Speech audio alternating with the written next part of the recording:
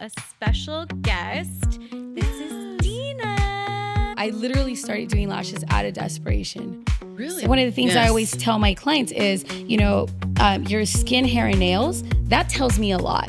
I think an important thing as a lash artist is to get your lashes done every once in a while. Right. So that we don't fall into this complacency that I call it, like, we're so lash snobs. I would take my assistant with me. My assistant would always say, oh my gosh, Dina, you share so much information, you give too much.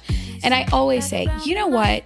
If there's a girl who takes off out of the information that I give her, good for her. She's freaking hungry and she deserves it. Just being honest at the end of the day, it's so important, right?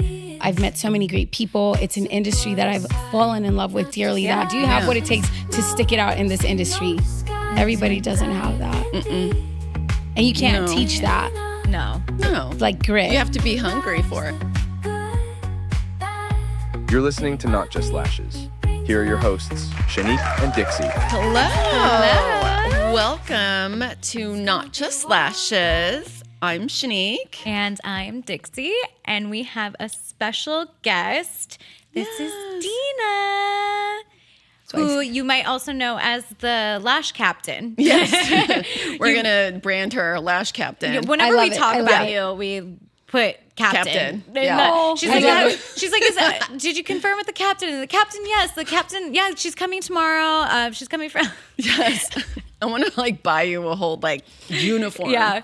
Because the last Lash Bash we went to, so we met you at Lash Bash a year the first ago. time we ever Laguna. went. Yeah, Laguna Lash Bash. And that was super fun and everything. And then you were at the last one we just went to in San Diego, and you were wearing a captain's hat. And you're just so full of energy. I think you were on so many of our stories and everything. Yes. I'm trying to remember, what did you call me out on? What happened? Oh, Dixie. because you didn't say hi. You ignored her. No. Yes. There was something else. What happened? We were paying, we were at the parking kiosk, and we were paying the stub.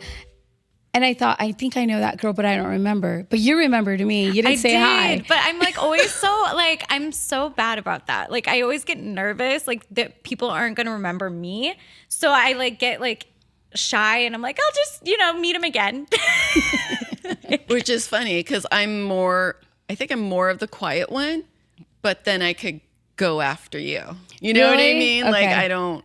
Yeah. I'm once I know you, then I'm comfy. Yes. Or that's why I'm so grateful for my boyfriend. He's the one that goes up to anybody and makes friends and everything. And then he'll be like, this is my girlfriend Dixie. And then I'm okay. But I'm not the one to I don't know. Instantly, I don't know. I get it. What PTSD is in there, but there's something where it's I once never went up to someone maybe in my past and was like, hey, how's it going? And they were like, who are you? And then I just traumatized ever since. So bad. So if I don't say hi to you, it's not because I'm being mean. No. I'm just Or terrified. I may call you I may act like I really know you, like I did Kimber. Oh, yeah. From Borboleta. I was like, hey, what's up, Kim? And I was And Dixie's like, Shannique, don't call her Kim. I was like, do you know her that well? You're like, yes, I do. She just doesn't know it, right? I know, right? Totally. So that was funny. So Dina, a.k.a. the Captain. Dina. So let's get into your story, because it's very interesting. When I had no idea, even after the 2 times we've met, that how you came to lashing. So you were in an ironworker. Yeah, I did structural steel. Isn't that crazy? Yeah, I did structural steel, and I came from a male-dominated field, and I literally started doing lashes out of desperation. Really? So, yeah. So it wasn't. I was never a makeup girl. I was never girly. I was the biggest tomboy. I still kind of am. But I started doing lashes out of sheer desperation because I broke my foot in 2008. So it wasn't something, yeah. So it wasn't something that I was like, oh, yes, I want to get into this. This is what I really want to do. Yeah. What can I do? What can I do? Uh-huh. Right. Did you break it on the job then? Yes. Or? Actually on LA Live. No way. LA Live. Yes. At LA Live. That's where my partner and I, and we were both So instead of saying carrying, you say punking. You know, like you're carrying something heavy, so you're punking something. Oh, I love that. And we're both journeymen, so usually apprentices like punk your stuff for you, carry your stuff, right? But we're doing detail work, which means like, let's say the building is up, but if there's something off or something needs to be cut or welded, so we go back. So we're the detail crew, and we had to move something, so we both had a concrete shore post on our shoulders, and a latch that was on it got stuck on my harness. And oh my gosh. Yeah, so I saw it stuck. I said, give me a second, Sal. And I so it was this post that we were carrying was about 80 pounds at least. Oh my gosh. And so I just lightly squatted and I like came up. And then next thing you know, with one hand, I got it off the latch, but then my other hand went weak and then it just fell on my foot. And oh my God, yeah, I can't. And you know, that's when that happened, I don't know. I just kind of knew my career as an ironworker was over. So that like fell you on, just that kind of fell fell on your the leg, flash. and you're like, lashes. It fell on my. No, I wish because I wouldn't have struggled so much. I wouldn't have struggled. It's such a jump to go from like like lifting, heavy stuff. Like Probably is a relief. Well, what was a relief? Like going from like lifting to like No, lashing. I love it. No, I your miss back it. still hurts. You do? I miss it. I will always miss it. Oh my gosh. Yeah, I just went back. I went back last year. But it was a solar field, so it doesn't really count because you're not on high rises. You know, you're walking on ground. But because when you're an ironworker, you don't even have floors to step on. You know, it's just the I-beams, like how you see the Rockefeller famous picture. Yeah. So you're just climbing ladders. But no, I will always So you have love no it. fear of heights, huh? No, I will always love my it. I will always miss gosh. it. Yeah, I did. So I didn't just do that. What helped me get in the door was that I was a welder. So a structural steel welder. And I started that when I was 16. And so I was pretty proficient in like pretty much every method of welding that there is. And Wow. That's amazing. yeah, and so that's what helped me get in the door there. But I broke my foot in 2008, and then 2009, out of desperation, that's when I started lashing. Wow. So did you hear about it or know? Yeah, how did you Because if figure you're that not out? in the beauty like scene, like I know of people who become lash artists because they got their lashes done and then they're like, Right. I want to do this or stuff like that. But if you're like not around it or in that feel, like what made you be So- like, I could do this? So my cousin, okay, you guys know Utah. Yes. Is like Lash Central, right? Yes. Right? Okay. I mean, fast forward now, thank God California's on the map. Yeah. right? But it's still a lot of the lash companies are based in Utah. Yeah. So my cousin moved from Utah, and she was doing lashes here. She got pregnant. She wanted to move back to Utah, raise her family, and she asked me to ask my little sister if she wanted to take over her clientele, that she would train her. And automatically, I didn't even think about it. I just said, "Well, why don't you train us both?" And she literally That's started amazing. laughing at me. And I said, Marab, I'm serious. Yeah. And she said, oh my gosh, you don't even wear makeup. And I said, no, seriously, I'm, and I just said to her, financially, I'm having a really hard time. I was still wearing my immobilizer boot. You know, the boot that they put you in? Yeah. I think that's how I met you. Really? Was in a boot. Okay, at well, the that Laguna. was another incident that I had. Oh my That's God, right. Stop You it. were Was in it a the same boot. leg? My left. That was my right my foot because I gosh, used girl. to drive. I You should couldn't be drive. a pirate instead of a captain. Oh my gosh! like, Don't the even peg go leg. there.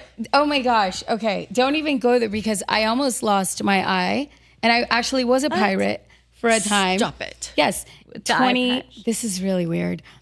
I wasn't planning on talking about this, but what was it? 2021. I almost lost my eye because they. Oh my Lord! I was actually on my way here to do a tattoo training. Right, with Stella. Do you guys know her? She's here in Hollywood. She's a Russian makeup artist. She's amazing. I'm sure I've heard of her. Okay. Anyways, I was on my way here. The first day, I'm driving back, and my eye starts like just when you weld, you get something called flash burn. So you pretty much, gosh. so it's your cornea pretty much has like all these microscopic holes, and so you're very sensitive to light. Correct? Okay, so I get migraines and sometimes I get light sensitivity. So I was thinking, okay, maybe I'm getting migraine. My eye is hurting. Next thing you know, the next day I was able to sleep. I didn't have any symptoms. The next day I'm driving back out here and my eye just starts watering. Long story short, I start calling ophthalmologists. like in was the so burning scary. and yeah, like and the stinging? encino. Yeah, I had no idea what was going on with my eye. And this is so long after you were done welding, right? Yeah, Like, this is Yes. Yeah. Yeah. So I'm thinking, I have no idea what's going on with my eye. Okay. Long story short, there's parasites eating my left cornea. That's right. You told me about this. When Remember I saw that? You. Yeah. How did Yes. So yeah. So that That's happened. The weirdest things insane. happened to me. I mean, Because you went on vacation, or you. no, I didn't go on vacation. It just, they don't know how it happened. I do swim a lot. I swim in the ocean. I swim in the pool. Yes. I didn't eat anything weird. But yeah, the weirdest, most bizarre things happened to me. But I'm also so great glad they things were happened able to me. to. You get something good comes out of it. Yeah. Like always. it's bad, and then it's like, oh, now I get it. Like Yeah. a reason. There's always a reason for things that I happen. believe that too. And definitely, like, you know, I was talking to Dixie about like failures. You know what we go through, but you know, you I kind of love failure. Exactly. No, like you're never you have failing to, unless you give up. Yeah. Or you.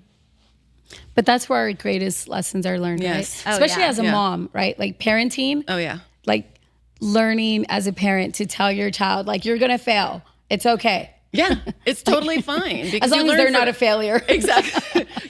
It's okay Don't to be a fail, but don't failure. be a failure. Yeah, we don't have losers in this We don't have family, losers. but it's okay. Fail. So you 'Cause went that's how through we the learn. training, and then what Okay, happened? the eyeball story or the foot story? Oh my gosh. I guess Just let's finish the eyeball. Finish the eyeball 'cause I'm story. like, yeah. I The want to eyeball know. story. You can't leave me hanging on so the eyeball the story- parasite eyeball.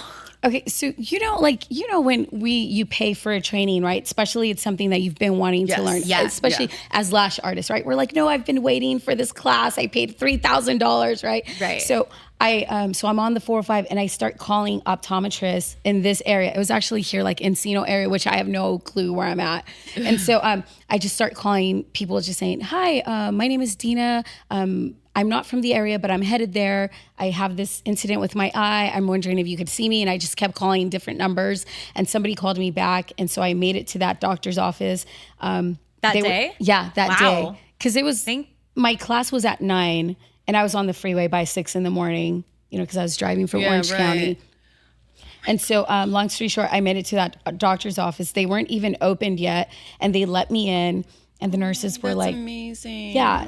So again, this is horrible, but just the incidents, just the way they kept happening. I was in excruciating pain. I literally was losing my eye, like by the second. That's so scary. Just the fact that a doctor called me back and said, go ahead, come in, even though I'm closed. I sat down.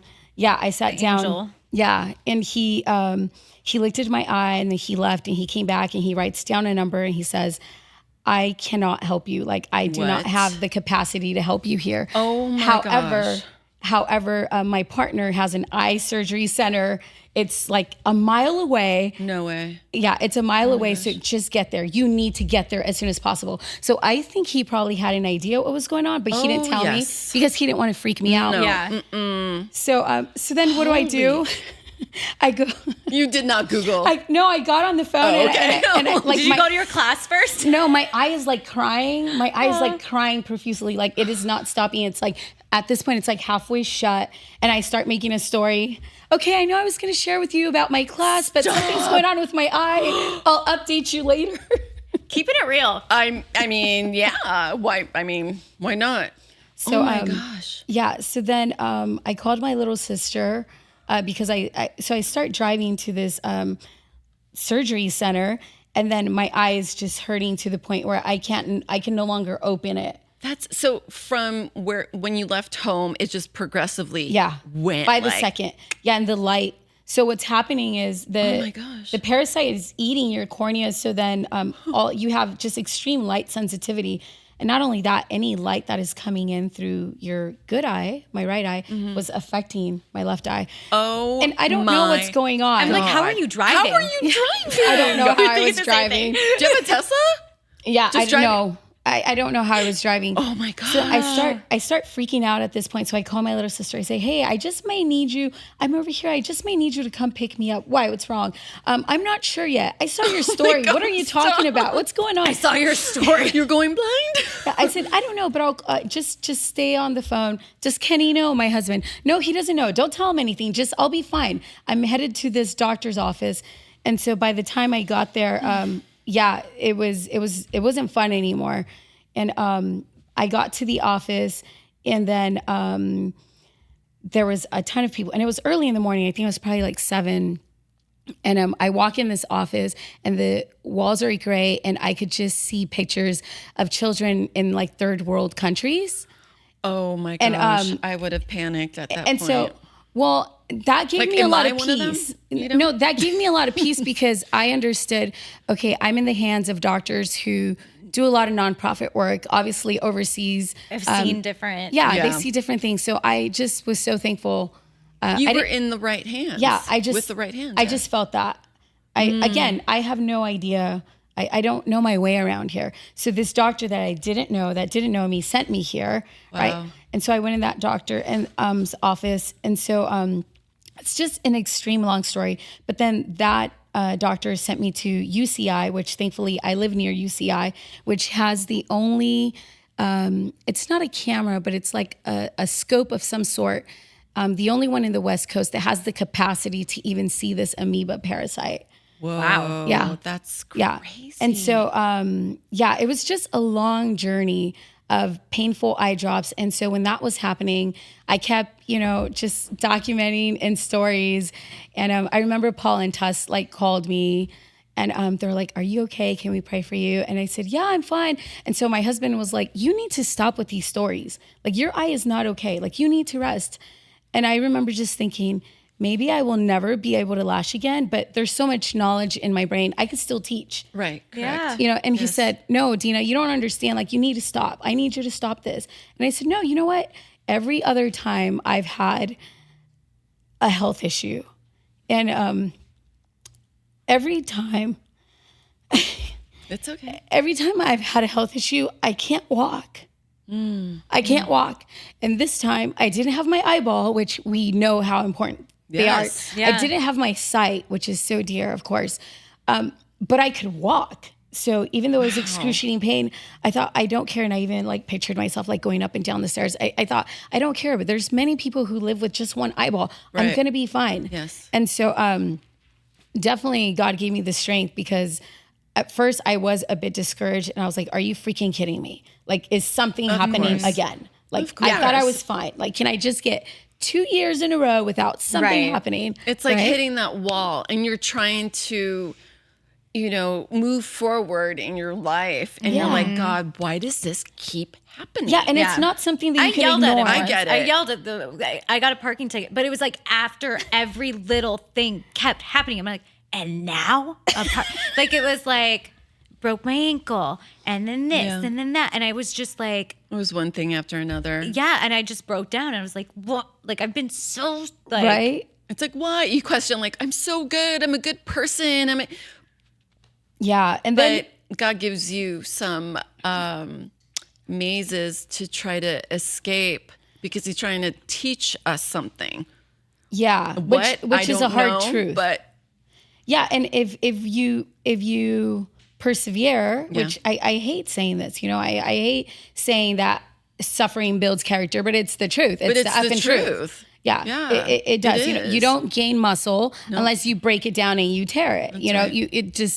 And the good thing is that when we finally mature enough mentally, emotionally, spiritually, to come to that place that you're like, okay, I'm in this freaking hole, or this is happening, this unfortunate circumstance, but I'm going to be okay. Trusting that you're going to be okay, right? So, and that takes a lot. Yeah, it takes a lot. And I love that you were looking at your passion and being like, I can still teach. I can still, just trying to figure out what you still can do to be yourself, and yes. So were you teaching at the time? Yeah, I was already, so when that happened, I was, I think I had about 30 lash clients. That's a good happy medium. And it's mostly, I would take a new client every once in a while, but I just had my clients that I've had for 10 years plus. Got you. Just your clients that are loyal, they follow you anywhere. So I just had them, and I was transitioning from lash artist to just doing more education, focusing on my lash educator products, and then boom, roadblock, that happens to be the pattern with me. So I'm getting a little, it's not that I'm getting used to it. I used to just cry or just be so upset because I'd be like, oh my gosh, I was about to do this. I was about to launch that, I get it. Yeah. And now I'm learning to just like sit back and I still keep working. I don't do clients. Obviously, if I'm injured or I have some health issue, I have to stop doing clients, but I still keep working. Like my mind, it's so important for me to keep going. Yeah. Just there's always something, a project to do. Yeah. That's creating how creating I am something. too. Like we're creating, like, Yeah. So you stopped taking, do you still do clients? I or no? do. I still do clients, but I don't have like a full schedule. Okay. So that gives you the flexibility to teach. Yes. So that's my focus right now. So I did, it wasn't like a dare, but I took on, okay, you guys know beauty schools in California. Oh yeah. They're like a joke, right? Yes. Oh yeah, that was our first episode. Yeah. Just So, okay. what do you get out of it? So I took, I wanted to see for myself, like what is going on, right? And California is not like the other states that have licensed lash artistry, right? Or it's its own entity. Correct. A yes. lash license, right? Yeah. We're not that fortunate. As liberal as our state is, we're not that fortunate. So I just wanted to see for myself what really goes on in these schools. What's the structure, right? And so I've been an aesthetics instructor now going on, I think 4 to 5 months. And so I just wanted to see for myself what's going on. I visit a lot of schools. I'm friends with a lot of aesthetic instructors, and whether they're like Cal State colleges or private schools. And I just want to know what's really going on because it affects our future, right? The future of our industry, right? Where we're going as an industry. So that's where I'm at right now. How did you meet these people? I keep fixing my shirt. So you're teaching all of aesthetics though, right? Is yeah, what you're saying? I'm- You're not just teaching lashes. No, actually, yeah. And it's interesting because, I mean, good thing I love learning, good thing I consider myself like a student, right? And I was such a big nerd when I went to esthetician school. I started lashing in 2009. 2010, I got my first certification, and I didn't get licensed till 2014. Gotcha. Yeah. Now, And so- at your Cosmo school, did they teach lashes? No, they don't teach lashes. They don't teach lashes. They actually don't even allow the students to practice on each other. Yeah, but I think I feel like every school's kind of different. Kind of different, I haven't I remember really, I looking know there's at- not like one set, like everybody learns eyelashes or everybody learns, No. It's this like and an that. add-on. It's Like, totally different. I remember one teacher, if we have time, like maybe we'll like kind of go over eyelash extensions, or they like mention that it's a career opportunity or something, but like they never go into it. And that was like our original idea too. It was like, we wanted to go into schools, and like I've tried like reaching out or like emailing schools and stuff like that. I'm like, hey, like, can you tell them about classes like lashing, and like that they It's hard. kind of like a grad school almost. Yes, It's like you get your license and then but it's hard So to how get did you into do the it? schools. It's hard to get into the schools, but this is something I've been doing. I've been knocking on schools' doors, and again, it takes Good. perseverance. Yeah. It's like that old school guerrilla marketing. Yes. like that's what it takes. That's what it takes. I have a lot of people that ask me. I see more and more lash artists doing that. Anytime I'm like at a conference or a get together, whatever, I always encourage whenever I gather. I always happen to end up with educators. So I always share that with them. I've never kept it a secret, but I always tell them what I do and how I do it. But it definitely takes perseverance, because that's another thing. As estheticians don't necessarily like us. Even though we're licensed estheticians, they don't necessarily like lash artists. They think you're not an esthetician. Got you. I got it. Okay. Right. Because it's like, oh, what else do you do? That's the only thing you do. They kind of put you in a box. Yeah. But as a lash artist, I've always, especially definitely after getting licensed, it's always been, I know I do lashes and I know that's my expertise. However, like the lid and the lash health, the health of the lid has always been important to me. The skin, one of the things I Yes. always tell my clients is, your skin, hair, and nails, that tells me a lot. That tells me about your health, right? Your lifestyle. Yeah. And so I don't get offended, but I always incorporate conditions and diseases of the skin whenever I do my lash education. And I think it's so important. It's so important. You know, so when you do, even though in California, you do get your aesthetics license, it doesn't make you a well-rounded lash artist. You'd learn so much. There's so much terminology. There's so many diseases and things, the skin area, you know, whether it's like dermatitis is like the bare minimum, right? Right. Dermatitis, like, oh, all lash artists. Oh, I know what dermatitis is. That's the freaking bare minimum. You know, there's so many things that can go on in that area. You know, whether your eczema flares, there's so many things that affects totally what lash washes maybe they can use, what glue you use, what will stay on them, what they maybe need to do to keep up with their lashes more than other people. It's like, it's all, very big picture of like, you know, especially one size doesn't fit all. Like we always say that you have to be very custom to your client. And I think getting the education behind the skin and the hair and the nail, like it does all add up. Yeah. Like I'm trying to, I had a client today and I've had her for 4 years and I've never had an issue with retention with her. And the last 2 times, I don't know, like there's just not on there, but it's also like doesn't have as many lashes. Okay. And we were like she's like, I haven't changed anything. She doesn't wear a lot of makeup. She doesn't And she's like, well, I am like about to go or I think I'm in menopause. And so I'm like, now I got to research and figure out if that's something that affected, like it doesn't make you more oily or more how does that affect your lashes and the way they grow and everything like that? Because never had an issue. It makes sense because you lose your hair when you go through menopause. So therefore the lashes. Have you seen that in person? And I think somebody, before I answer your question, because I'll forget, I'm like scrolling. Don't. But I think somebody nerded out on that. And I think that it was like a big debate for a while, like 4 years ago, right? Like, does menopause or does when you're menstruating? What I have seen for myself, and then what's on the back of my head right now, see, squirrel, what's on the back of my head is the way the hair works is our terminal hair, right? Which is like the hair on our head. Okay, so they're in different stages. So our lashes stay in a specific stage longer than our hair, right? Correct. So like you said, if our hair is being affected, right? Like then our lash growth is also being affected. Brows, everything. Right? Yeah. The one thing that I've noticed is I have specific clients that while they're menstruating, they become more oily. And it's just, and it's not everybody. So it's just those key specific clients. And it's so true because when I would do Dixie's eyelashes, my eyelashes hurt. When she was menstruating, I was like, stop. She is so sensitive. And I'm like isolating. She goes, ow, ow. I'm like, I'm not doing anything. Yeah, like I don't know what's going on. Touch it. But we figured that out.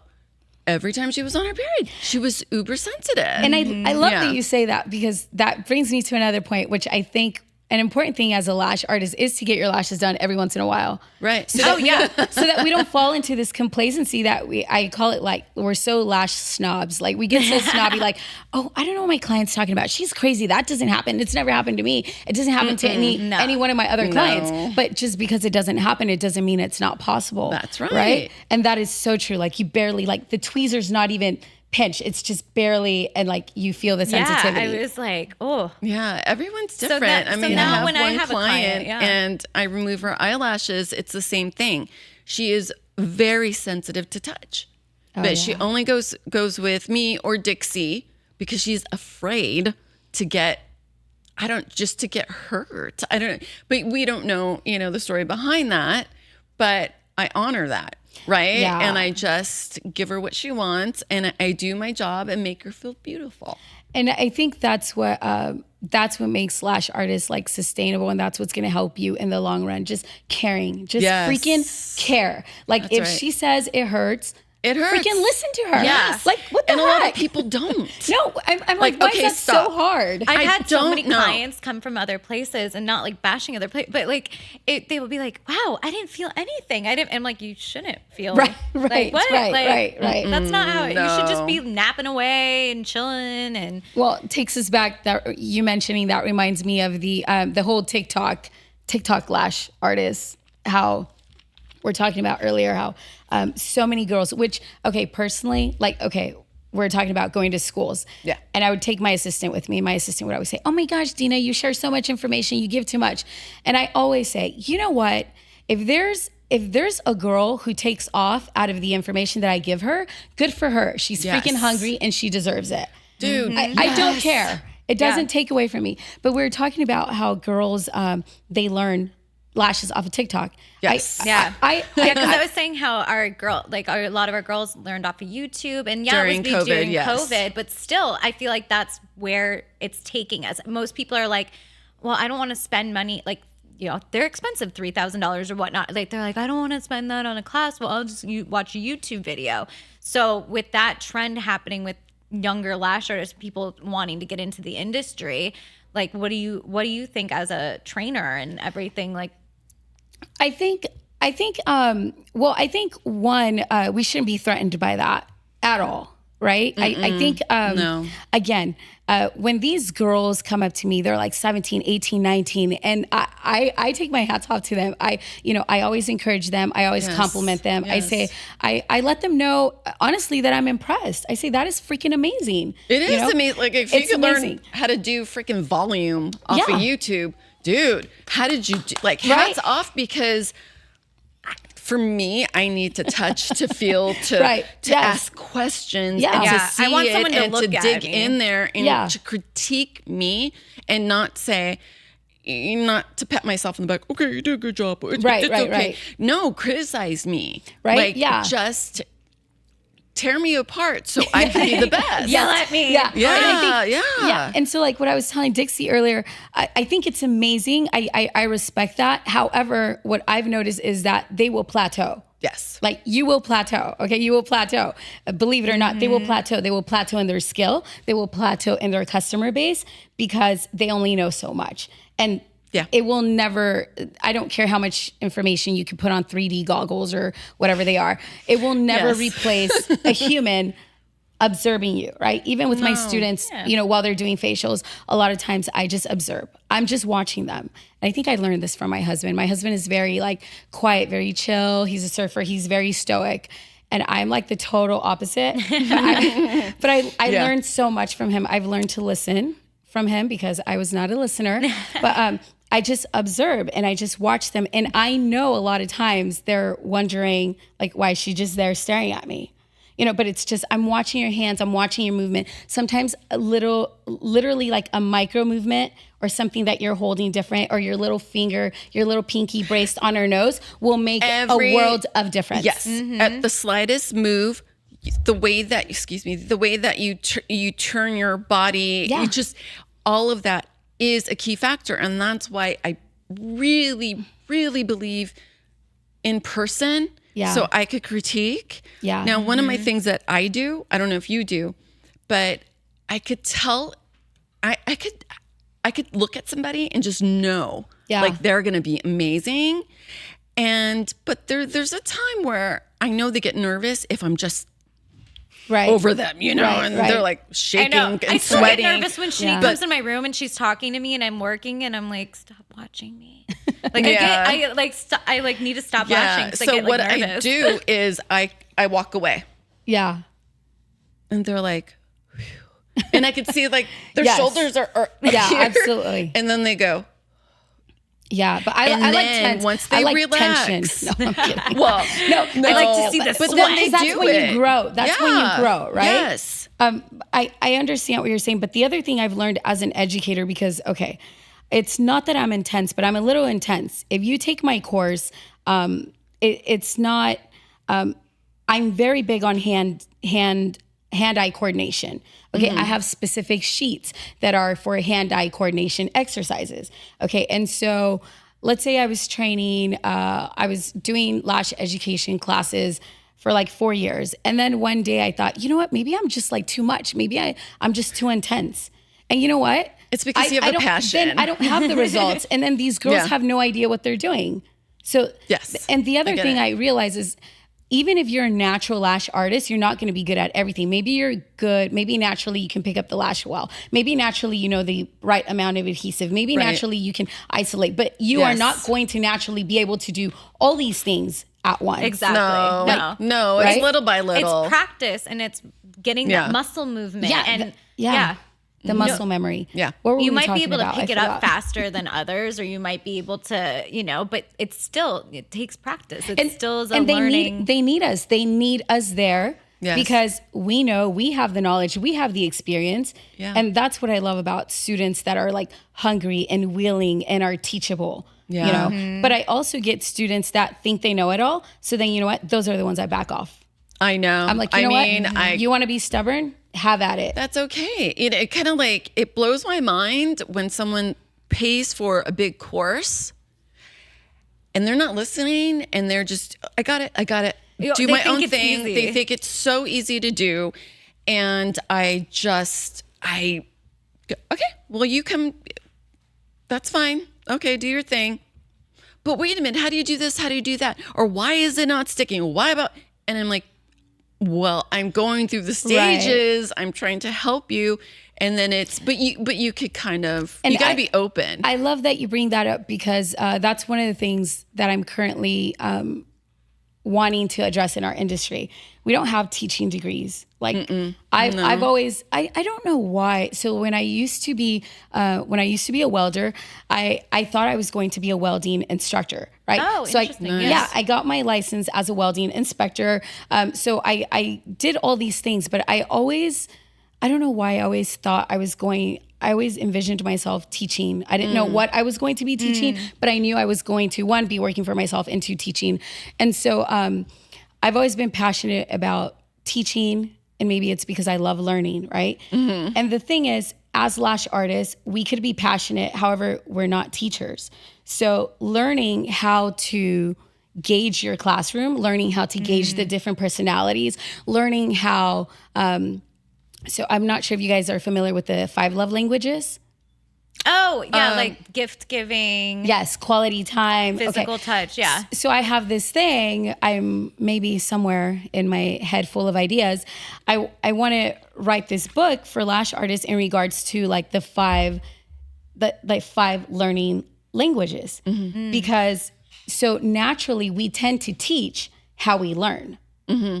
And so that's where we go wrong as lash artists, because whether you're a hands-on person, everybody's not going to be hands-on, or whether you're a visual person, that's some people, so true. Actually. Some people that's such a good point. Some people are going to nerd out on theory. Some people just want to know theory. Some people want to know why it happens and how it happens. Everybody's not like that. And so just being a well-rounded educator, you are able to eliminate like that sassy student who sometimes will tend to take over the atmosphere. Like, you know what I'm talking about. There's always that one, right? So just knowing how to gauge your room and like nipping that in the butt, right? So you can get control of your class without being like a bitch, right? Yes. Because that's the other thing that happens. You know, you pay all this money to get a class from this eyelash artist that you admire. And then I hear this all the time.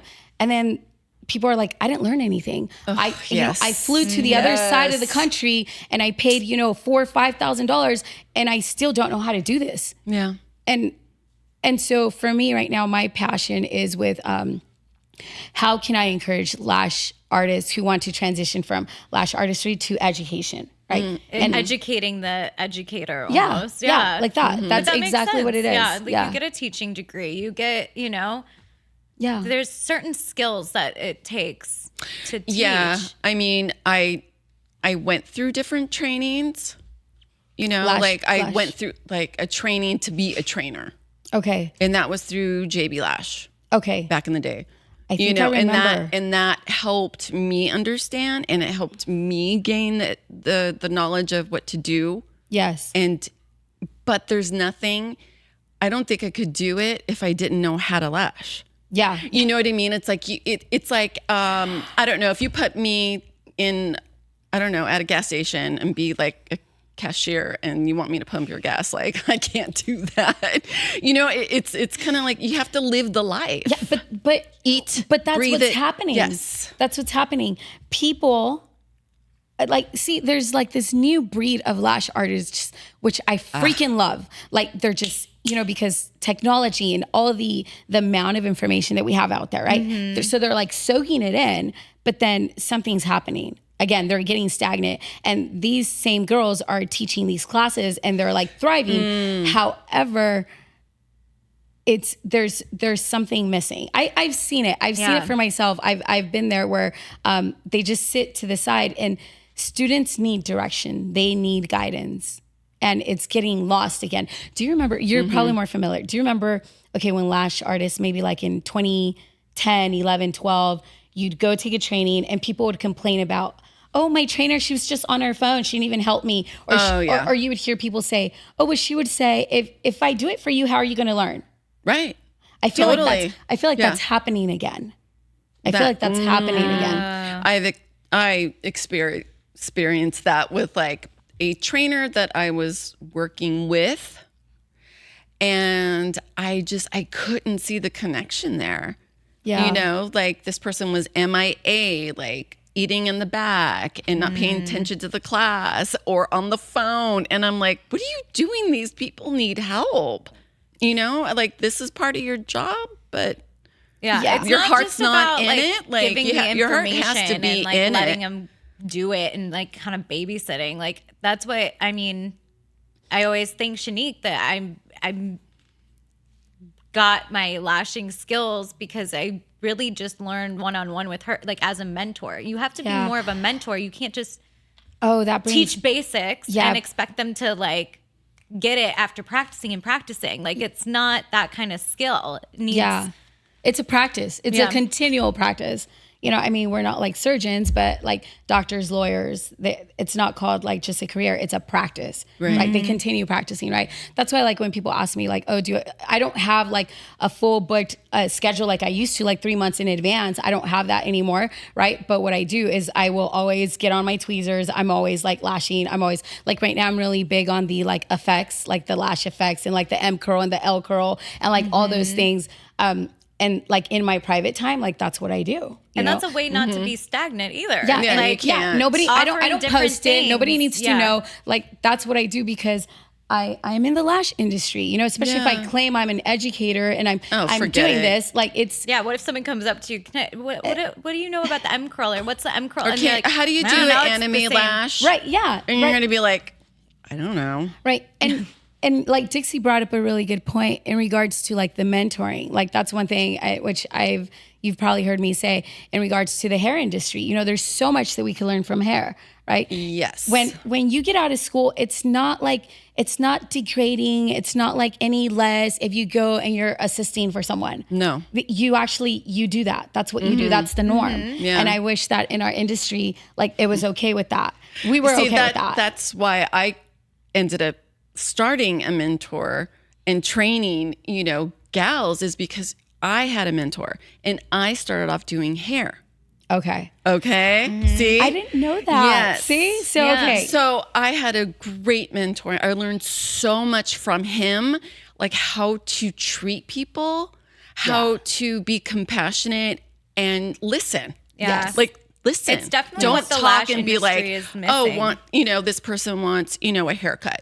Right. It's the intangibles. It's Shannique, I only want an inch off. And then I'm like doing my thing, talking over them, and I cut 4 inches off.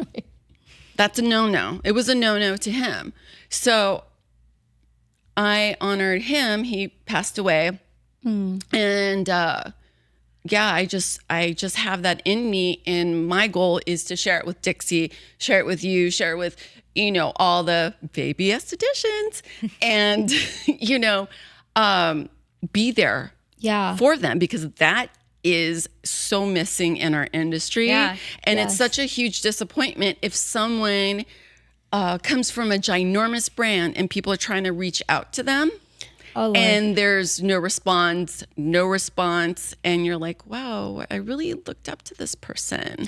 Like, I thought she was a boss, you know what I mean? And but it's like any industry, like, has that kind of ladder almost. It's like if you went to college and then you get an internship at like the job you want, and then you become like I don't know much about like then you're the lawyer, and then I know more about doctors. So you go to med school and then you get your license, and then but then you're an intern at the hospital, and then you're only a resident, and then you're only this and that.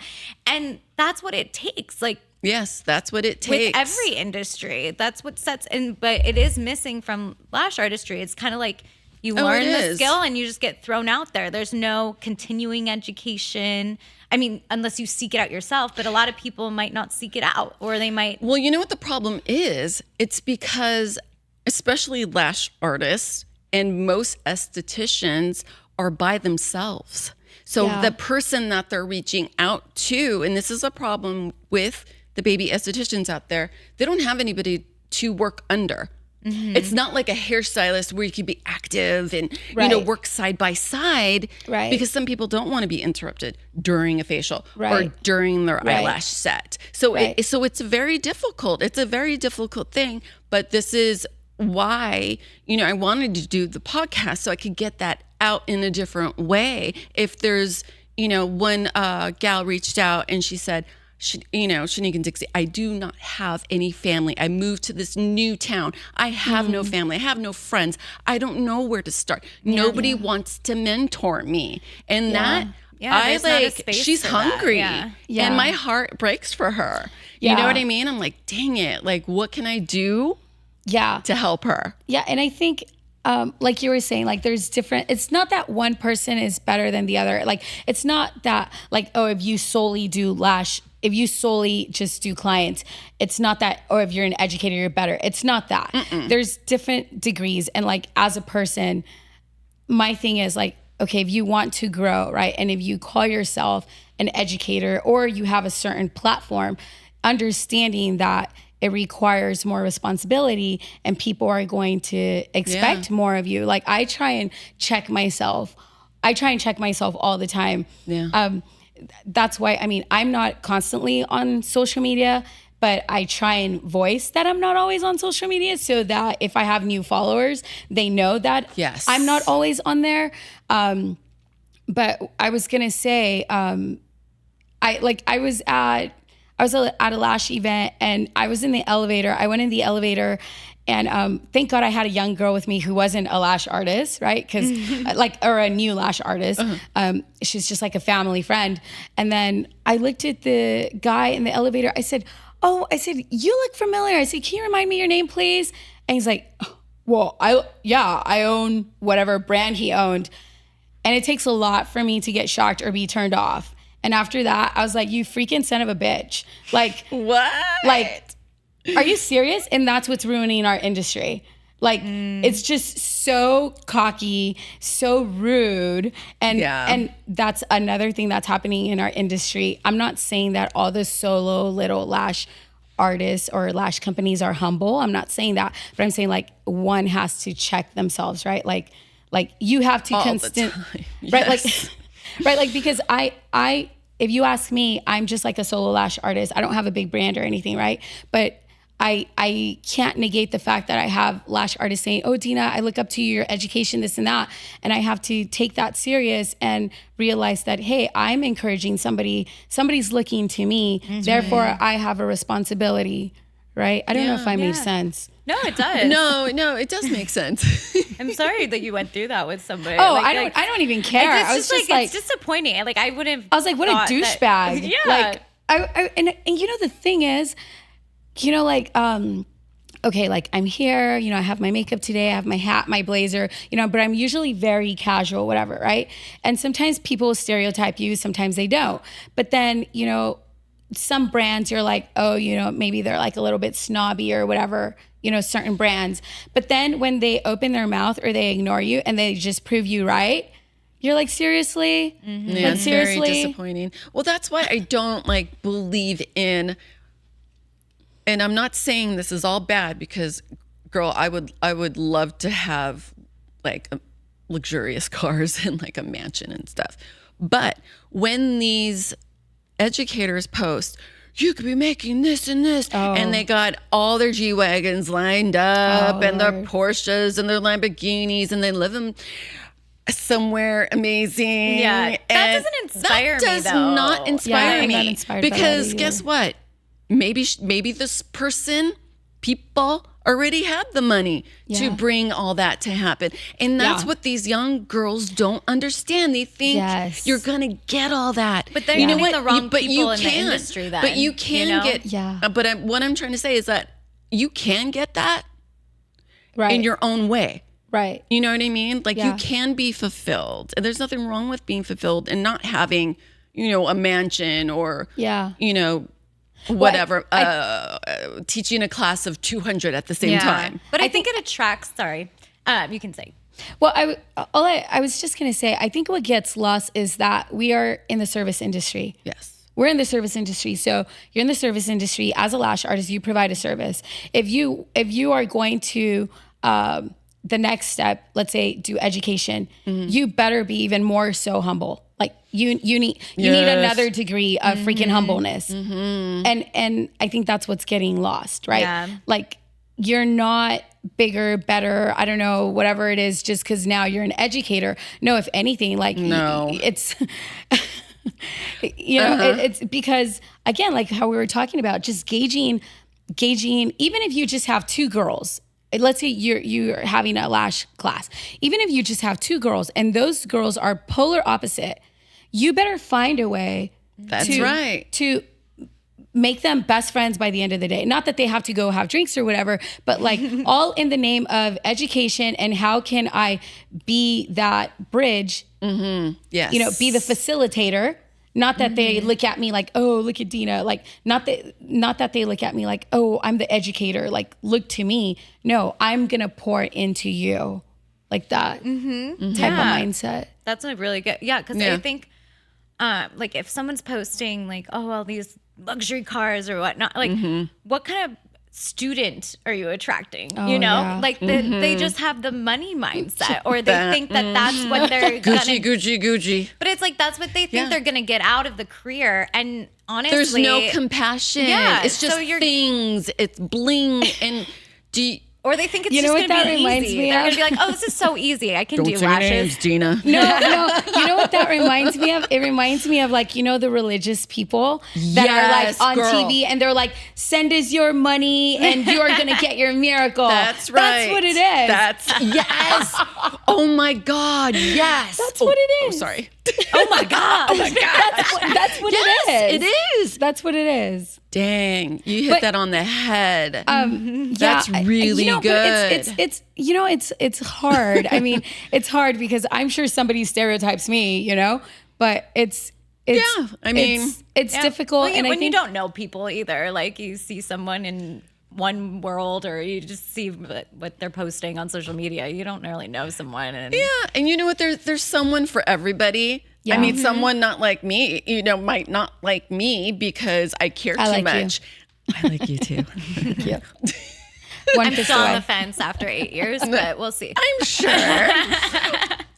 But how do you guys stay humble? Because I know it could be taken under my feet within a blink of an eye, girl. Right? Oh yeah, I've seen it. I don't want that. No, I've seen too many situations where, and Dixie could vouch for me, I had this major competitor that treated me so badly. And I tried so hard. You guys know the story again. But like, I tried so hard to like connect with her and like try to be friends with her. And she just wouldn't have it. Yeah. So she went on and she bashed the way that I taught, bashed the way of my salon. She bash. And then guess what? I don't know where she is now. Okay. So, but see, I feel for her and I learn from it. I don't want that. I don't wish that upon my worst enemy. Right. Even, you know what I mean? So that's where I say, like, there's some things that you want to let me be devil's advocate here. Yeah. Okay. So what if somebody who's younger, is looking up to you, like not Dixie, because you guys make a great team, But what do you do when somebody is younger and they look up to you and they want to be part of you? They want to be part of you. And like they either like the message is not right or whatever, for whatever reason, or it's just not the right time. How do you not come off as an a-hole? I really check myself, or I go to Dixie and I said, hey, I'm thinking of talking about this, or, we have each other. And my young girls that do work for me, I just say, hey, I was your age. I was 20-year-old. I don't want to cry. I was 20 and people didn't like me because I was so young in the industry. And they treated me like dirt. Guess what? Dixie went through that. Mm-hmm. I ended up, confronting these, customers saying, don't judge her by her age. Don't do that because she's amazing. And what I've created here are girls who are on the same page. Doesn't matter if they're 19 or 60 years old.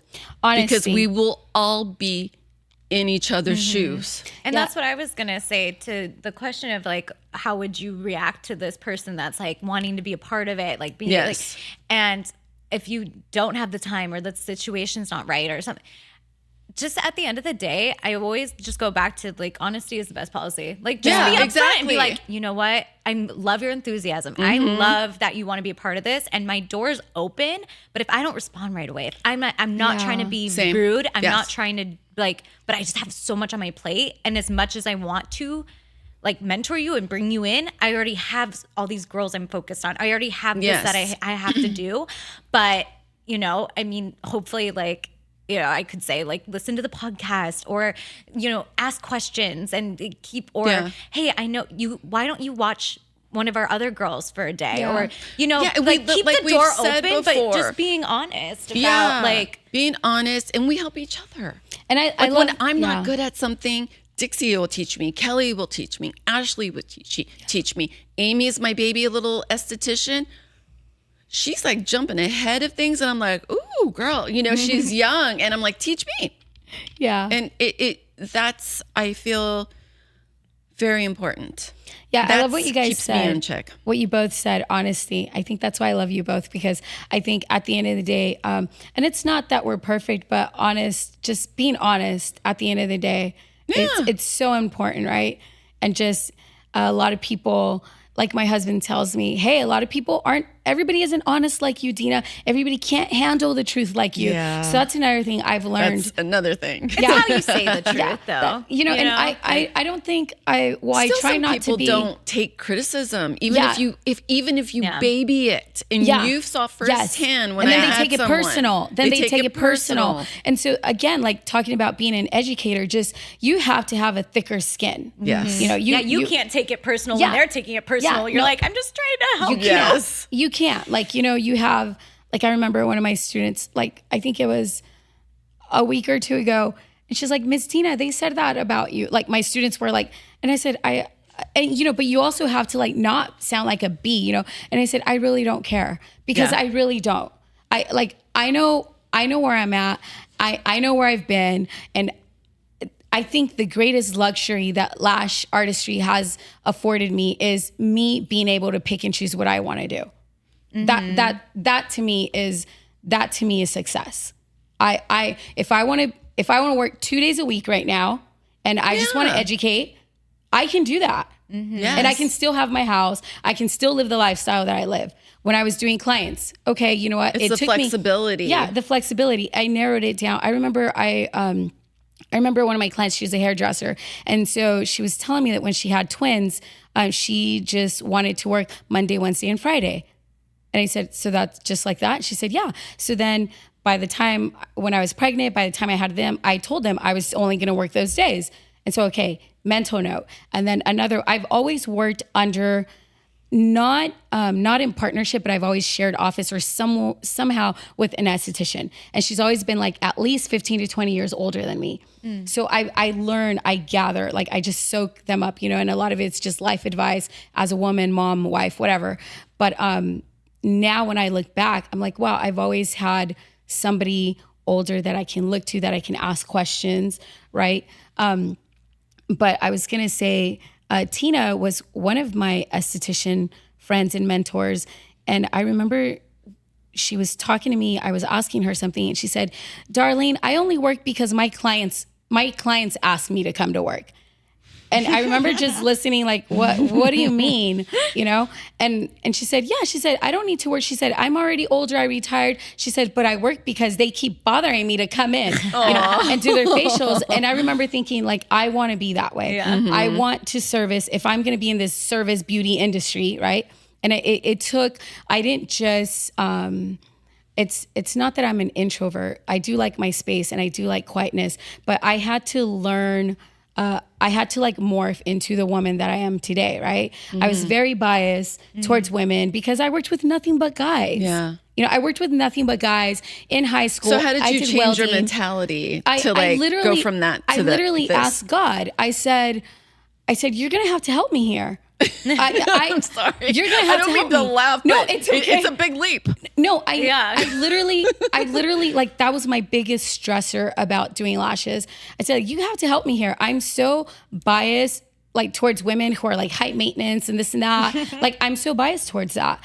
And I literally would say like, you have to give me eyes to see them, to see past the makeup, past the this, past the who they are, right? Past what I probably look like right now. No. Stop. And like, you know, just help me see them for who they are, right? Mm-hmm. And I can say that I love women now. Like women, like I can appreciate men for what men bring to the table. Men are hard workers. They're definitely like, they just play like they're dumb, but men are so intelligent. But, and women, we're so beautiful. And so we could be so strong and graceful too. We don't always have to like be spastic. Like, so I feel like I've been in a male dominated field. Now I've been in lash artistry. I think it's going to be 14 years, which blows me away. Wow. And I feel like, yeah. And just, you know, at the end of the day, we're all human. We're all people. People just want to be acknowledged. Like if you come to me for lashes, I'm going to do my best to service you and to give you the best of my skill because that's what you're paying me for. Yeah. You could go anywhere else, right? But I'm going to make sure that I'm on top of my skill. If this is the industry I'm in, I'm going to better myself on a yearly basis. And that's just what I've chosen to do. Yeah. Well, that's why we call it Not Just Lashes. Because it's not about getting the lashes. It's about the service and how lashes make them feel. Whether they're a stay-at-home mom or they're a working woman, or they are doing both, or like they're, you know, fist away.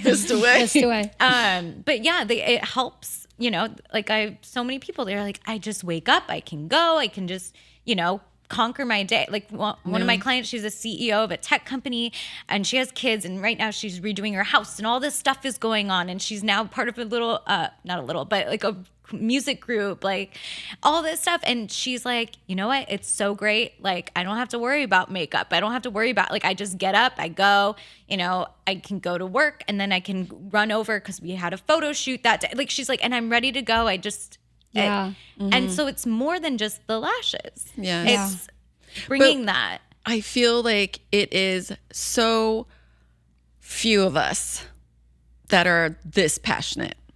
There's not a lot. I mean, it's okay. But it's changing your mindset. It is changing your mindset. I want to do something that I always wanted. I never knew I was going to do lashes, but I always wanted to do something that mattered, that was doing something that made a difference. Yeah. That was always my thing. I never knew exactly what I wanted to do. I was always in acting and everything. But even when I was... Really? Yeah. Oh my gosh, how fun. Yeah, and I love it. And I'm still acting here and there. And Okay. I want to bring this up also because I think a healthy, well-rounded lash artist isn't just consumed by lashes. Not just lashes. I think not just lashes. Just how you can have an amazing man, you can have an amazing spouse, but if you don't have like your own hobbies or something outside of, you're going to drain that freaking man. So just like lashes, you have to take care of yourself. You have to feed your interest. You have to feed your hobbies. Or if you don't have one, go get one or join a group or something. And I think that's one of the things that has helped me persevere despite like, everything. Like I was going to get my ass kicked. Life just throws freaking crap at me. And then again and again and again. But at the end of the day, I don't just rely on lashes. Like lashes, I love them. I've met so many great people. It's an industry that I've fallen in love with dearly that I never thought I want to better. I think like, how can I make my industry better? But at the end of the day, it's a skill that I have, just how I have a welding skill. It's opened my eyes to a whole nother world. It's something that I can, it's like a vehicle for so many different things. But also at the end of the day, I'm so much more than lashes. Dina isn't just like, my identity isn't just I'm an educator. That I wouldn't be mentally okay if that was just it. Oh yeah. And I think that happens a lot. And like you said, whoever did you wrong, and she's not a lash artist. I was so sad to hear that. Recently, I called a young girl, and I think she's like 21. She's in the desert, right? Palm Springs. She does lashes. And then she was renting from another girl, and I called her to contact her to use their space for some filming. And she's like, oh, I'm not doing lashes anymore. And I said, well, what about so-and-so? Oh, she's pregnant. She's no longer doing lashes. Like, that is so sad to me, but it's so common now. Show me somebody who's been doing lashes for 5+ years. Consistently, right? Yeah, well, yeah, yes. I mean, I know you. but you see, what I'm saying, because we've been here, like we've been around long enough to where, and we see these fads, we see these things come and go, and okay, so you have a cute studio, like whatever, or it's in a prime location, so what? Do you have what it takes to deal with your customers? Do you have what it takes to, longevity, for retention, whatever? Do you have what it takes to stick it out in this industry? Everybody doesn't have that. And you can't teach that. No. Like grit. You have to be hungry for it. Yeah. If you're not hungry, then you're not going to retain anything that I tell you. Yeah. And it's, yeah. And it's just become like the cool thing, like to do lashes, right? Yeah, exactly. Like it's like, it's like getting your realtor's license. Yeah. Yes. Yes. Yes. Yes. That's everyone during Everybody COVID gets did that. their realtor's license and they can sell the houses on the, like, it's not that easy. but it's also like, I see both sides. I'm a very like, if That's you good. want this to be a side hustle, like you have a passion for something else and you get good at it and you just want to take a few people every week just to get that extra cash, or you want to get out of the house and do something fun and different, and like your kids are grown or what have you. But I'm not saying like you have to be so passionate and want to build this huge career. What's also nice about lashing is you can learn it and be passionate about it and think it's fun and get good at it, and just take some people and have that as part of your identity, I guess, if that's... Well, yeah, because some, we've had girls that worked at Glam Spa that were like, I never want to rent. I just want to be on like commission. I don't want that. Like, I'm just terrified. And that's good too. And that's okay. Yeah. That's okay. It's finding your place. What do works you for want? you? Yeah. Like what's your goal? Like, I think, and like Shannique, whenever she interviews people, or Dixie. I don't interview. Not I sit anymore. there and I like watch, and then I tell Shannique. No, I do. I tell Shannique what I think. Like, I get a vibe. Like, and I'm like, what vibe are you getting from me? Oh, I've always got a good vibe. I love the energy, and I love that you called me out at Lash Bash. I know. I love that. You posted a story about it. You're like, so this is her, and I'm like, yep, that's me. But can we play that? The reason why I did that was that because let's say if there's someone else who feels shy like that, like I want them to like feel okay. Exactly. It was like a learning moment. Well, that's what. Right? Did you take saying, it like that? See, and I knew you could handle it because you're so cool like that. I don't mind just like at all. a cool chick. But we're talking about. We're talking about like lash artists who want to do it just on the side. I think it's also important to like offer a solution, right? Because we're talking about problems in the industry, right? Mm-hmm. So let's say if you are a lash artist and you're just thinking about just doing it on the side, one of the things that I encourage is think of a schedule, like realistically, which camera do I look at? anyone. I just think realistically, like what I always tell my students, like, what is your family life like?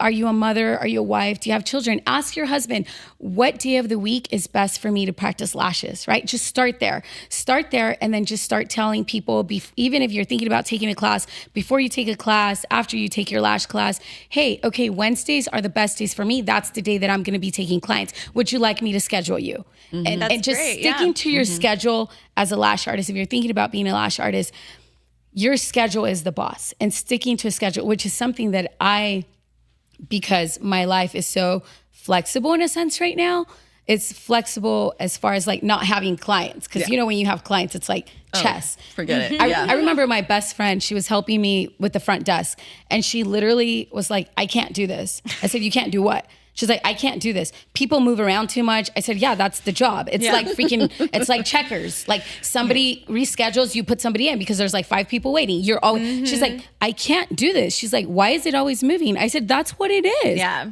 And Life you happens. Customer service, man. Yeah. Dixie Time used is to money. have Apple computer, iPad. She's on 2 phones, like trying to get people. And that was just me. Yeah, that was just when I was assisting you. Yeah. And everybody can't handle that. No. And my boyfriend's always like, oh, just do Google Calendars or like do I'm old school. Oh, no. No. I can't. I literally is like, no, because well, I don't know if it's because I'm a control freak, but that's the same thing. If someone's waiting or I know like I know in my head, somebody was like, can I just come in for a quick touch up or something? I'm like, I do not have time. And then randomly I have time. Yep. I know that. And I can reach out and like make it happen and stuff. But I mean, whatever works for people, but I'm just not, I have to like write things down. I have to have like my physical book and everything. And I make little notes on it and, you know. Yeah. Sorry. No. One of the best things I did early on was I partnered up with a spa. It's in Torrance. I'm not sure if they're still there. They're called Dubonnet.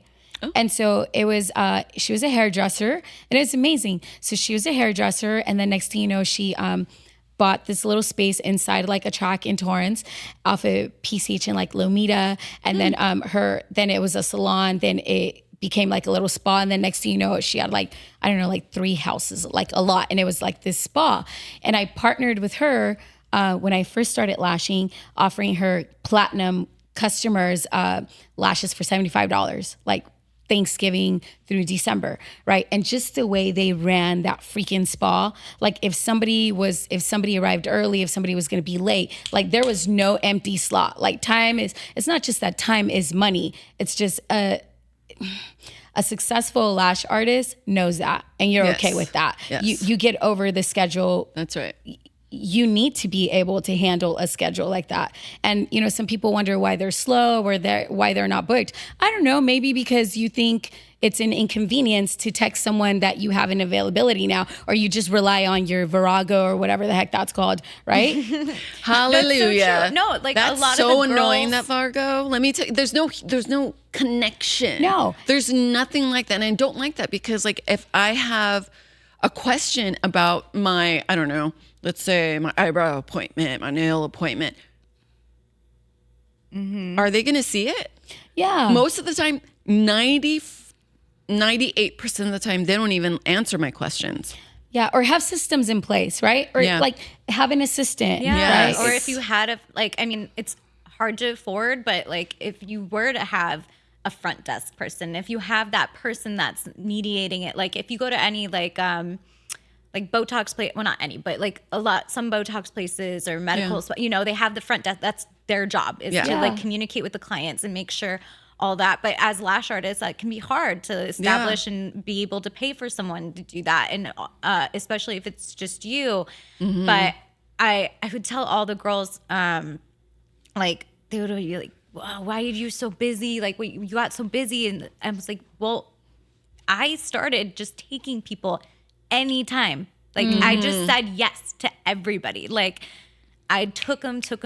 And then I was able to be like, okay, now I have my schedule. I'm here this day, this day. I don't work Sundays. I don't work this, or, you know, but in the beginning, you just got to just roll with it, take them, you know, if you know that someone is wanting to get in and you couldn't before, reach out to them. Like that's how you're going to get build. Yeah. Yeah, there's a lot of sacrifices in the beginning. Yeah. There's a lot of sacrifices. I mean, a lot of sacrificing and just yourself, just personal development. I think it's another good solution. My husband says, like, whenever we go to a restaurant or we go somewhere, he says, oh my gosh, he or she has the personality of a turnip. A turnip. Like, what the heck?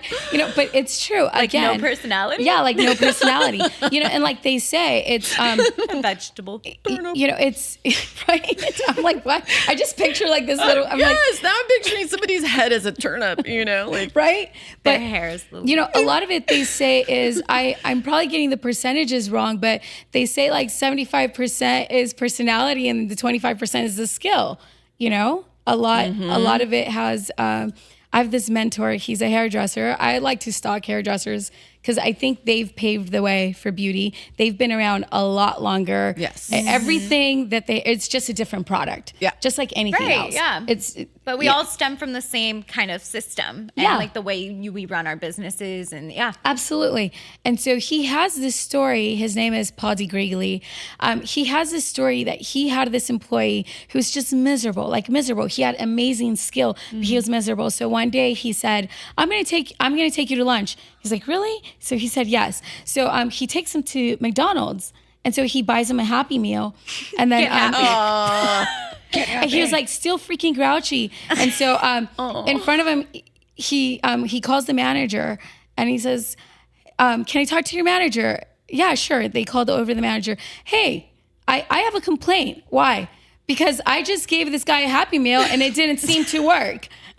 Like sometimes there's people. Yes. It doesn't matter what you do. And so like if you're a lash artist and if for some reason like inside you're just mad at the world, you have to realize that you're either going to attract those type of people or you're not going to attract anyone at all. Yeah, that's right. Yeah, what you put out there is what you're going to get back. You attract clients. Like a lot of my clients, we get along so well. They're like kind of like friends almost. Like when we chat at Lash Appointments, I'm like, we get, because it's what we put out there and what we're doing. But that's talk to the manager. I got an issue. I know, right? But what I was going to say, that's so funny, that story, because I'll never forget the owner of the salon in Santa Monica that, he was my mentor. He did take me one time to the back and he's like, so are you happy? And I was like, no. Oh, that's and he amazing, was like, though. Okay. He's like, well, what has changed? Because I could see. And I'm like, well, I'm working for 4 different people. I'm assisting 4 people. And sometimes it's just, you lose the passion, in it. And he's like, okay, what else? That's a good leader. Yeah, that's a good leader. That's a great leader. Okay. And he saw me change and he's like, what's wrong? Now I didn't have, he was trying to figure out there's something off. There's something, wrong. And I feel like,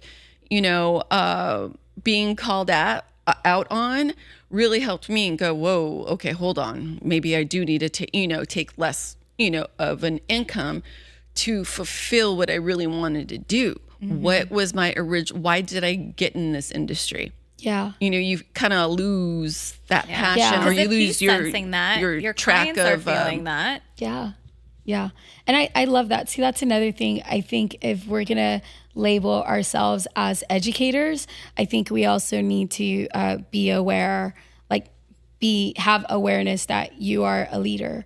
Even if nobody acknowledges you, nobody sees you as a leader, see yourself as a leader and take on that responsibility, grow, right? Grow, listen to things, learn things, even especially outside of our industry, right? How can you be better? How can you be best? Because there's so many things that we can bring to the table as educators that will help us better deliver our experience and our knowledge, right? Because it doesn't matter if I have all this great insight as a lash artist if I don't know how to deliver it, or if my students cannot retain that knowledge, or if I'm just going to overload them with all my knowledge, right? It's useless. Yeah. So real quick, where did D-Lash, tell us a story about D-Lash, your company. Can I just interrupt real quick because we're on the subject? I just don't want to go off subject real quick because I have a question.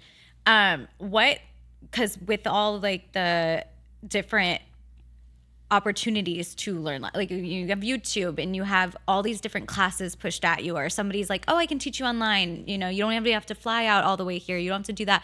As an educator, how would you tell the baby SDs or people that are learning lashes what to look for, I guess, in a class, or what are signs that you're gonna get something out of it? Like, you know how you said that they spent $3,000 and they're like, I didn't learn anything, I didn't know, you know, but how can you differentiate between all the different classes?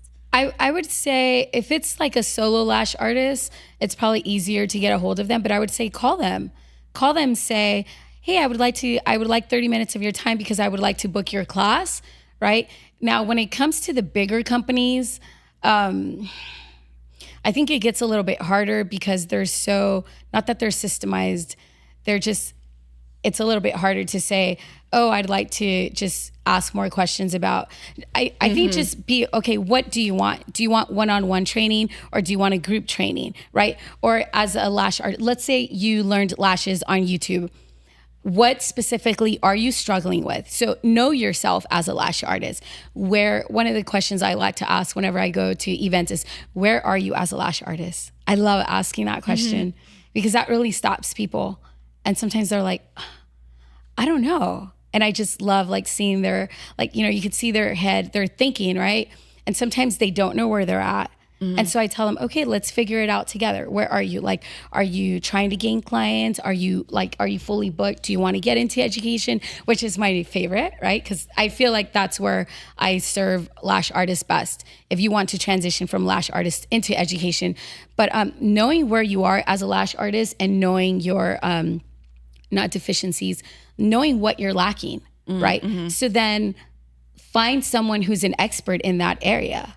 Right? Yeah. Like, I think that's the best thing. That's good advice. Because like what I hear is people choose courses based on follows or the popularity of however, that person never said that they specialize in, like, let's say, I call it lash rehab, like when lashes are damaged, right? From whatever reason. Okay. If I never talk about that, right? Then how are you going to know I'm an expert in it, right? But if I always talk about it, then you're going to know I specialize in that. But don't come to me looking for me to help you with Russian volume, like not classic, but like Russian volume, like I keep wanting to say classic. It's not that it's classic. It's because it's, you know, your traditional volume, right? Gotcha. Russian volume. Yes. Don't come to me for that, right? But that's what's happening. A lot of people they want a class on fundamentals, but they're going to somebody who's like doing wispy sets, and because that's the other thing, wispy sets are so forgiving. Not that anybody could do wispy sets, but I feel like wispy sets are so forgiving, right? Now, if you want to get into the intricacies of, like, you know, traditional volume, that's a little bit more complicated, right? So don't go to somebody who does traditional volume for wispy. Mega volume. Yeah, whatever. So like, know what it is that you want to learn. Yeah. Does that make sense? No, that's perfect. Good. Yeah, like you should go after someone who, if you're like, let's say you're right out of school and you're like, I don't know where to start. I don't know what the basics. I just want to first learn the skill of lashing. I want to learn all the terms and the inside out. And then after that class, okay, well, I'm getting that down. I'm getting that practice down. I really want to get good at retention. I'm having trouble at retention still. And then you like seek out someone who's like, their thing is retention. Their, you know, their tips and tricks or what. And be honest. I would say be honest about it and like try and contact that person or their assistant or whatever, because the word retention gets thrown around so much. Like, this is going to sound really bad, but I don't know if I've done it yet, but, sometimes I'm like, if I had more time on social media, I would just hashtag or use retention just because everybody uses retention, but it's not necessary. I mean, I mean, if you come to my class for fundamentals or even an advanced class, I'm sure I can help you with retention. To me, retention is a no-brainer. It's like the base of the issue. Or I think retention is such a big problem also because of all the information we have. It's like the aftermath of all the online education. That makes sense. Yeah. Does that make sense? Like because everybody's like, oh, I know how to do lashes, but do you really? No, you don't, because that's why we have such a problem with retention, because nobody really taught you, or you really didn't learn from an expert, or does that make sense? Learning how to do the method, basically. Yeah, it's like, why isn't like my tool working or something? And it's like, well, no, it's just you're not using it right. Or even the tweezers. Like, okay, so I had a student in my class, and she's been doing lashes for 2 years, and she's offering classes, right? And so I think the girls were like, oh yeah, her kit is so cool, this and that. And I don't freaking care. I was like, oh, one, my audience is not her audience, right? So, and again, if she's teaching classes, even though she's only been doing it, even though she's only been a lash artist for 2 years, I want to encourage her, right? And so I'm saying, oh, no way, let me see, can I see your kit? So they're showing me a reel, and I don't know, I'm sorry, please forgive me, but I cringe whenever I see people giving students who are learning fundamentals a case of like 5 tweezers. I cringe because this is just my own opinion. If you're going to teach somebody lashes, teach them your specific technique and your specific tweezer. Now, if they can't naturally, they're having a hard time with that tweezer, you have another one you want to pull out, okay, have at it. But you don't give somebody 5 tweezers, okay, use whichever one you want. That's very interesting. Yeah. No, that's a good I don't know if that my reasoning makes sense. And I'm saying that because I see that so much with new lash artists. They're just using whatever tweezer. And tweezers are like a big deal to us. They are. Oh, yeah. They're a big deal. Like, okay, give me my light adhesive and my magnifying glasses. You could give me cheap glue. You could give me cheap lashes. I don't care, but don't take away my tweezers and don't take away my light, right? I can figure it out. I can lash anywhere. I can lash on the floor. I can lash anywhere. But I do have to butt in and say, yes, please do. Learning from how, if someone's a lefty or, they can't pick up with a J tweezer.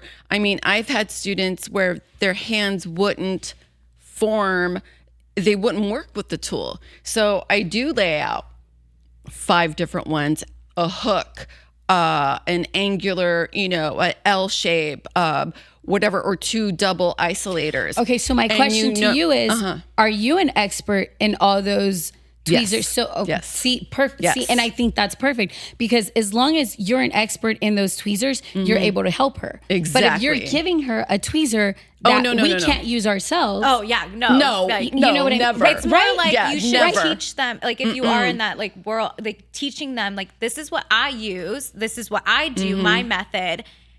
And then if they're not picking up on it, maybe, hey, like maybe the tweezer is just like not right in your hand. Like let's try a new tweezer with you, and maybe the too heavy, too long. Because I lash exactly like Shannique, like the same like little shake method and all that kind of, like we put the lashes on the back of our hand and we shake it and to make the fan and all that. We lash exactly the same. I do not like your tool. I cannot use it. Oh, yeah. Yeah. Because I love that. She uses a different tweezer? Yeah, I use a different tweezer. But see, do you, like, so my point is, you know how to use your tool and you're teaching someone. My problem is when people just give anybody any tweezer and they're like, well, just make a fan with that. Yeah. It's like, wait, no, I'm learning, right? Yeah, no. Actually, it's so funny because Lashbox LA, when I first learned about blossoming, I dropped so many tools on the floor.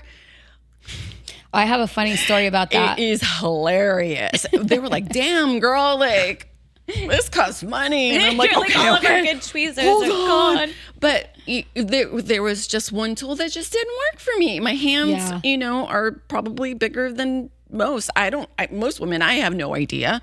But it's just the way that my hand just didn't go well. It didn't work with this one specific tool. When I did my Lashbox training, I was driving Tress nuts because I'm left-handed. However, I lash with my right. So I'm left-handed, but I play my guitar with my right. So I can do both. And so I couldn't make up my mind which hand. One? Yes. Yeah. But then Tress, and I could feel her frustration, but I didn't care. I was just trying to figure it out for myself, right? Yeah. And then at some point she said, okay, you have to make up your mind. You have to choose one. Pick a hand. Yeah, and I'm glad she said that because And then I said, okay, she's right. I have to choose a hand and just stick with it. And that's it. Don't go back. It's so true. And I think as educators, just having that confidence and kindness and being able to, like, if you see something in a student, like, hey, no, just try this. Okay. Because you know better. A lot of times we kind of do. Yeah, of course. Sometimes. Okay. Dina. Yes. Tell us about your lash company. Okay, so Lash Company. So I'd like to think of it as it is a concierge for lash educators. So there's educational tools as far as, Lord, my leg is cramping. Sorry. It's okay. Oh my God. I know I keep switching legs too. Sorry. Oh Lord. It's we offer educational tools, simple as dry erase boards that you can tangibly show. Lord, I'm so sorry. Okay. We offer educational tools in which you can show tangible exercises, demonstrate lash mapping, demonstrate proper lash application, demonstrate lash layers. I also have a lash model, and I also help you create your own curriculum if you'd like to. It's not the same as like the market resale rights. Right. That's not what I do. What I do is I sit with you. I get to know you as a lash artist. What are your strengths? And then we build a curriculum around that.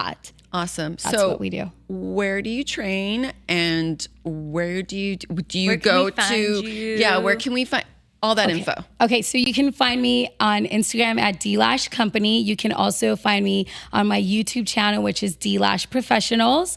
And I am in Palm Springs area. That's where I do my educator courses, and I'm an aesthetics instructor in Orange County, California. Stop. So you go back and forth, girl. I do. Wow. I do. That's why I didn't mind making the drive. I know. It's like, we could do it over like Zoom. You're like, no, let's do it. I'm so glad you came. There's nothing I'm like so live glad. and in person. No, Yeah. no. Well, oh my gosh. Thank you so much for coming. I'm we so talked glad. so much, and I'm Yes. so happy. I hope you guys got some good points or good Oh, something yeah. out of this. Yes, and I'm Oh my sure God. all of our I little learned. baby Essies out there definitely got I mean, just I learned a head something, full especially of that's the information. thing. Everybody Yeah. can learn from one another, and yeah. I'd love to interview you two one day. Just how you guys met, and just that. Met at a bar. Just kidding. Right. But just that connection. episode 2. No, I don't know what Right? Just two. Just finding that Got her person. whiskey sour. Like, how many ugly ducklings did you have to kiss before you got to her? A lot. Yeah, that's what I want to know. I want to know the juicy stuff. It's yeah. I mean, I would assume it's kind of like online dating where you're like, oh, hey, how's it going? And you try it out and you're like, shit. Okay. And you just have to keep going, you know? Okay. And then like once I gave up, she just came in. Well, that's what happens. Yeah. That's how I met my boyfriend. I didn't want anything to do with anything. Like, it's just, that's how life, when you give up and you're not looking for it, like, just, like, I wasn't looking for a job. No. As We're not even an forcing assistant. it. Like, We're I not didn't- forcing it. Yeah. What if you don't know you're forcing it? I'll try it out anyways. And either it'll explode in my face or something Right? will happen, and you those learn, and you and learn, and then you move on. Yeah. You know, it's going through the experience and what you could learn from it. I mean, Dixie, I've seen me cry, faint. I'm trying to think. I don't know. Allergic reaction. Allergic reactions. Like, I don't know. Just weird things, but you pick yourself up and okay, what's next? I mean, Yeah. You And know? what is like as a whole or together, what is your guys' biggest purpose or mission for the lash industry? oh my goodness, is just I always say this, like, okay, I've been lashing for over 17 years or something. I'm at the point in my life where I just want to change the industry and just stop the mean girl situation, not hoard all of my secrets.